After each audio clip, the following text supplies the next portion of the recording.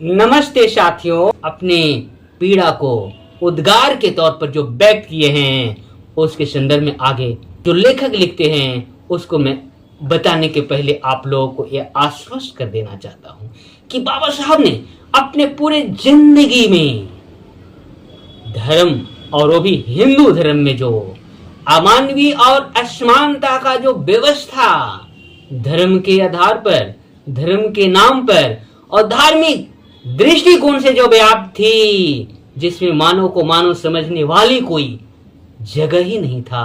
और व्यवस्था में जो 4 वर्ण है उनमें से एक वर्ण दूसरे वर्ण में कदापि इस जिंदगी में तो जा ही नहीं सकते। बाबा साहब के द्वारा पीड़ादायक कथनों को दर्शाता है। और चैप्टर का नाम है बाबा साहब के दर्द को पहचानिए। आखिर दर्द के तौर पर क्या व्यक्त करना चाहते हैं, ये दर्द आखिर किनको सुनाना चाहते हैं। नागपुर के विशाल सम्मेलन में अपने धर्मांतरण के अवसर पर बाबा साहब ने आम लोगों को जिस बात के लिए आह्वान किया था, आप उसे मत भुलाइए। आप लोग अब केवल अपने पेट के लिए पुजारी ना बने, अपनी आमदनी का कम से कम 20वां भाग इस पवित्र बौद्ध धर्म के प्रचार प्रसार में खर्च कीजिए। वे अभी भी बौद्ध धर्म से काफी कोसों दूर है। उन लोगों के लिए सीधा ये मैसेज है कि आप लोग जागें और धर्म को अपनाएं, इसको प्रचार प्रसार करें और इसी में आपके आसपास पड़ोस का और हमारे देश के तमाम नागरिकों का भी मान सम्मान निहित है। इसी के साथ आप तमाम लोगों को मेरी ओर से बहुत बहुत धन्यवाद, साधुवाद। आप इस वीडियो को ज्यादा से ज्यादा शेयर करें और लाइक करें, इसको कमेंट करना न भूलें। आखिर पेट के पुजारी कौन बने हुए हैं, किनकी तरफ बाबा साहब अम्बेडकर ये बोलकर इशारा करते हैं, उसके संदर्भ में मैं आपको स्पष्ट करा देना चाहता हूँ। बाबा साहब का सपना था कि देश का प्रत्येक दलित हिंदू धर्म के दलदल से बाहर निकलकर बौद्ध धर्म में दीक्षित हो जाए। इस संबंध में दृष्टव्य है उसके निम्न उद्गार। यदि आप संगठित होना चाहते हैं तो अपना धर्म बदलिए। यदि आप सम्मान प्राप्त करना चाहते हैं तो अपना धर्म बदलिए। बस आप जो हिंदू धर्म में अव्यवस्था जो कायम थी उसमें जीते जी बदलाव लाना चाहते थे। वे चाहते थे कि इस धर्म में भी मानव को मानव के नजरिया से देखा जाए।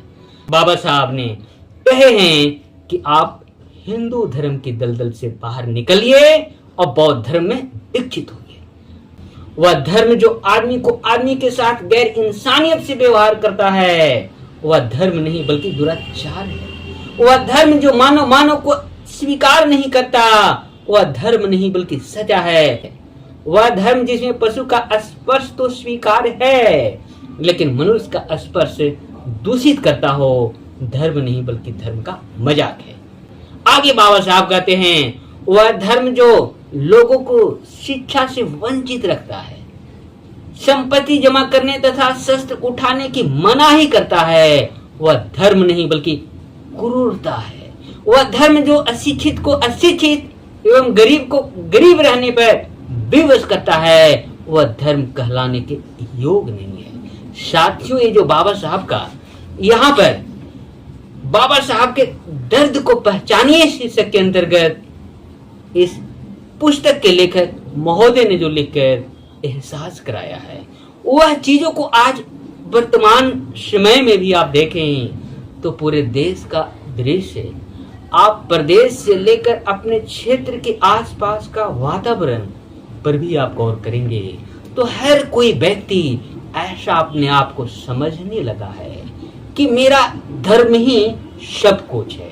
साथियों, बाबा साहब ने बौद्ध धर्म दीक्षित होने के वक्त लोगों को ये बता दिए थे कि धर्म मनुष्य के लिए है न कि मनुष्य धर्म के लिए है। इस तरह से बाबा साहब ने बहुत बड़ी बात कही है। उस बात को लेकर कि आज वर्तमान समय में पूरे देशवासियों के लिए भी एक मैसेज है कि आप अपने देश के हर नागरिकों के साथ एक समानता का व्यवहार करें।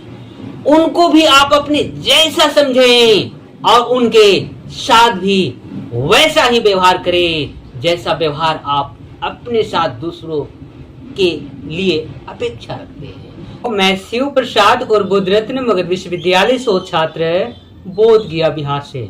अभी मैं आप लोगों को रंजीत कबीरपंथी के द्वारा लिखी गई पुस्तक मुझे पढ़े लिखे लोगों ने बहुत धोखा दिया है के अंतर्गत एक चैप्टर को पढ़कर सुनाने जा रहा हूँ। वह चैप्टर बाबा साहब के द्वारा पीड़ादायक कथनों को दर्शाता है।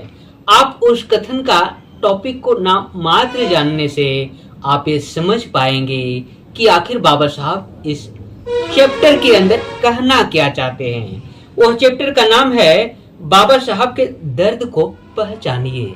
साथियों, बाबा साहब आखिर दर्द के तौर पर क्या व्यक्त करना चाहते हैं या ये दर्द आखिर किनको सुनाना चाहते हैं, ये बातों से आप यहाँ पर सुनने मात्र से समझ पाएंगे। तो आपको आगे पढ़कर सुनाता हूँ।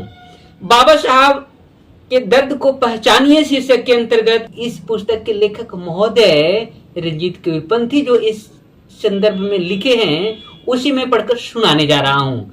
साथियों, यहाँ लेखक लिखते हैं, ओ पढ़े लिखे दलित कर्मचारियों, अधिकारियों और राजनेताओं, आप बाबा साहब के दर्द को पहचानिए। उनके संदेशों और उनके उपदेशों के अनुसार चलिए। उनका उल्लंघन और उनकी अवमानना मत करिए। नागपुर के विशाल सम्मेलन में अपने धर्मांतरण के अवसर पर बाबा साहब ने आम लोगों को जिस बात के लिए आह्वान किया था आप उसे मत भुलाइए।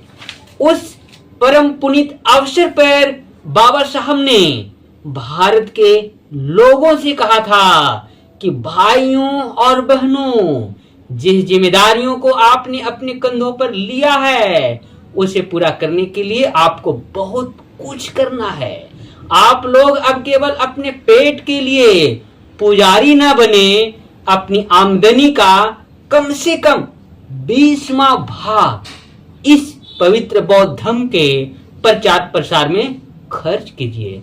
साथियों, यहाँ पे जो बाबा साहब खुद अपने वक्तव्यों में कहे हैं कि आप पेट के पुजारी न बने।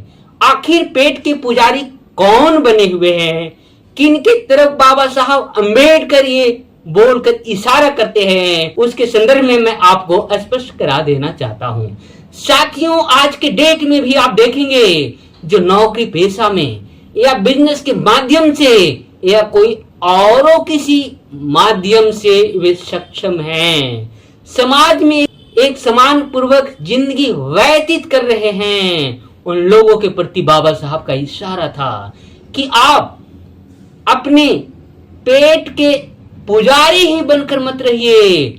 आपके ऊपर एक बहुत बड़ी मैं जिम्मेवारी सौंप रहा हूं, उसके प्रति आप हमेशा सजग रहिए।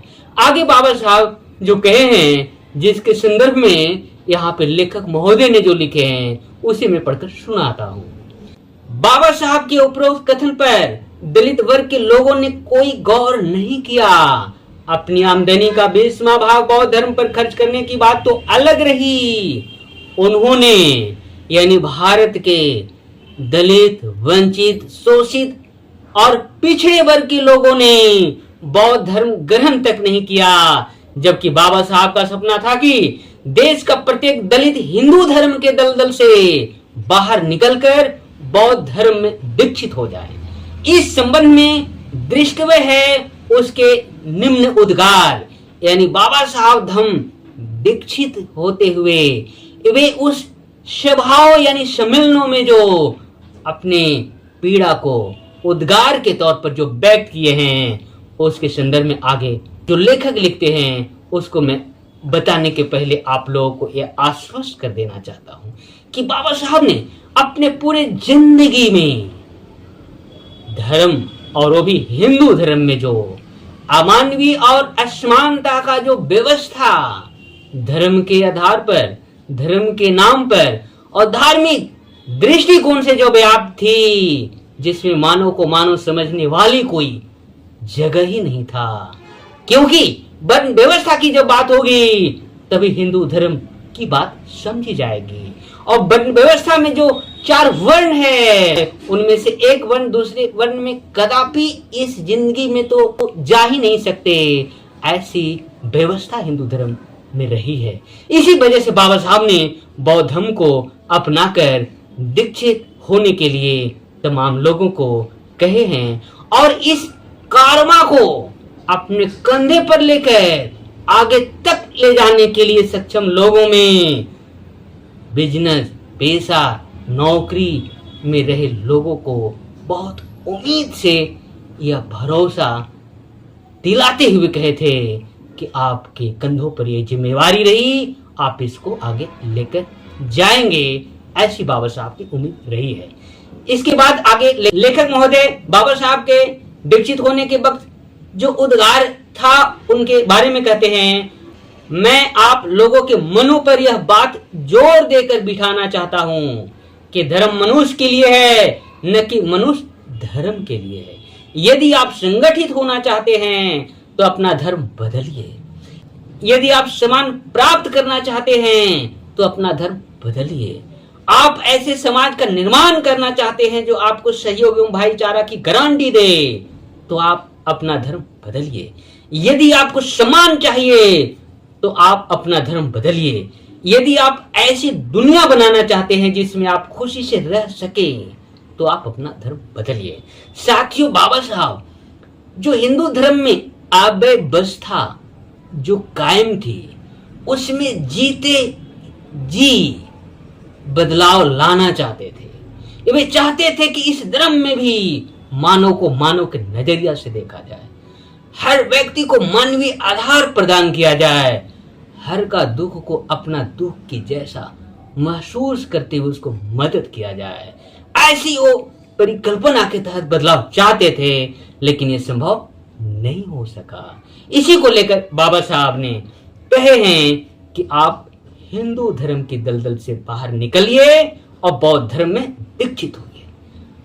आगे लेखक महोदय जो बाबा साहब के पीड़ा को इस चैप्टर के अंतर्गत लिखे हैं उसे मैं पढ़कर सुनाने जा रहा हूं। बाबा साहब के पीड़ा को यहाँ लेखक महोदय लिखते हैं कि आप ऐसे धर्म के साथ क्यों जुड़े रहना चाहते हैं जो आपको साधारण इंसान तक नहीं मानता हो। आप ऐसे धर्म में क्यों रहना चाहते हैं जो आपको मंदिर में जाने से रोकता हो। आप ऐसे धर्म में क्यों रहना चाहते हैं जो आपको सार्वजनिक कुओं से पानी लेने की मनाही करता हो। आप उस धर्म में क्यों रहना चाहते हो जो आपके अच्छे धंधे और नौकरियों से वंचित रखता हो। आप उस धर्म में क्यों रहना चाहते हो जो आपका कदम कदम पर अपमान करता हो। वह धर्म जो आदमी को आदमी के साथ गैर इंसानियत से व्यवहार करता है वह धर्म नहीं बल्कि दुराचार है। वह धर्म जो मानव मानव को स्वीकार नहीं करता वह धर्म नहीं बल्कि सजा है। वह धर्म जिसमें पशु का स्पर्श तो स्वीकार है लेकिन मनुष्य का स्पर्श दूषित करता हो धर्म नहीं बल्कि धर्म का मजाक है। आगे बाबा साहब कहते हैं वह धर्म जो लोगों को शिक्षा से वंचित रखता है, संपत्ति जमा करने तथा शस्त्र उठाने की मनाही करता है वह धर्म नहीं बल्कि क्रूरता है। वह धर्म जो अशिक्षित को अशिक्षित एवं गरीब को गरीब रहने पर विवश करता है वह धर्म कहलाने के योग नहीं है। साथियों, ये जो बाबा साहब का यहाँ पर बाबा साहब के दर्द को पहचानिए शीर्षक के अंतर्गत इस पुस्तक के लेखक महोदय ने जो लिखकर एहसास कराया है वह चीजों को आज वर्तमान समय में भी आप देखें तो पूरे देश का दृश्य, आप प्रदेश से लेकर अपने क्षेत्र के आसपास का वातावरण पर भी आप गौर करेंगे तो हर कोई व्यक्ति ऐसा अपने आप को समझने लगा है कि मेरा धर्म ही सब कुछ है।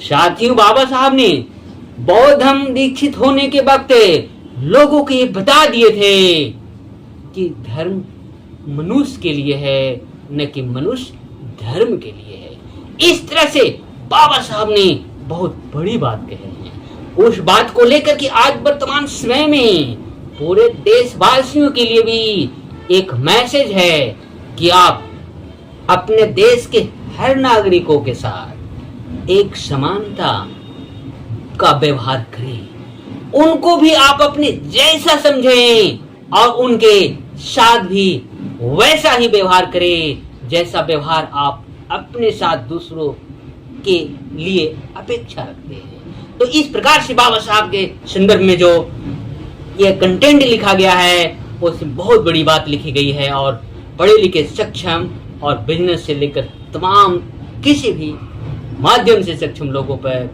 उन्होंने विश्वास करके इस धर्म के कर्मा को आगे बढ़ाने के लिए जो मैसेज और संदेश दिए हैं, तो वे अभी भी बौद्ध धर्म से काफी कोसों दूर है। उन लोगों के लिए सीधा ये मैसेज है कि आप लोग जागें और धर्म को अपनाएं, इसको प्रचार प्रसार करें और इसी में आपके आसपास पड़ोस का और हमारे देश के तमाम नागरिकों का भी मान सम्मान निहित है। इसी के साथ आप तमाम लोगों को मेरी ओर से बहुत बहुत धन्यवाद, साधुवाद। आप इस वीडियो को ज्यादा से ज्यादा शेयर करें और लाइक करें, इसको कमेंट करना न भूलें।